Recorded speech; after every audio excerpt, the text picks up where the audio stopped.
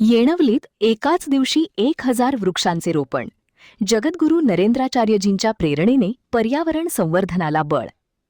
पर्यावरणाचा समतोल राखण्यासाठी आणि वसुंधरा हिरवीगार करण्याच्या उद्देशाने अनंत विभूषित जगद्गुरू रामानंदाचार्य नरेंद्राचार्यजी महाराज यांच्या प्रेरणेने देशभर राबविण्यात येत असलेल्या वृक्षलागवड मोहिमेला उत्स्फूर्त प्रतिसाद मिळत आहे.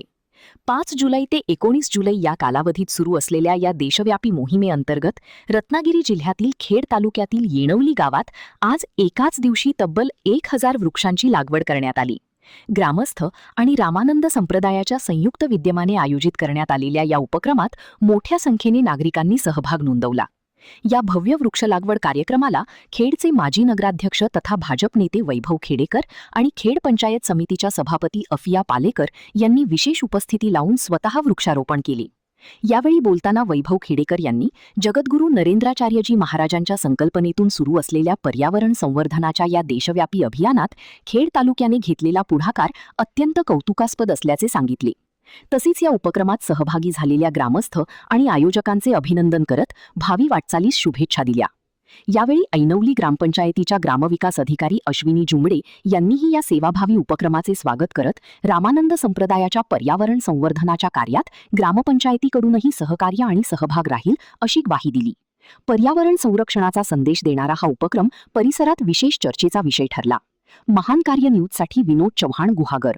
जगद्गुरू रामानंदाचार्य श्री नरेंद्र आचार्य जी रामानंद संप्रदायाद्वारे एक अतिशय उत्कृष्ट असं एक वृक्षारोपण कार्यक्रम आयोजित करण्यात आलेले आहे.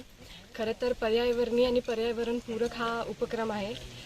एक खूप छोटीशी गोष्ट आहे की सगळ्यांनी बघतात आणि स्किप करतात, पण खरंच कोणीतरी ग्राउंड लेवलला कोणीतरी उतरून काम करतं तर ही संप्रदाय आहे. खरं तर मी सर्वांना मनापासून धन्यवाद म्हणेल.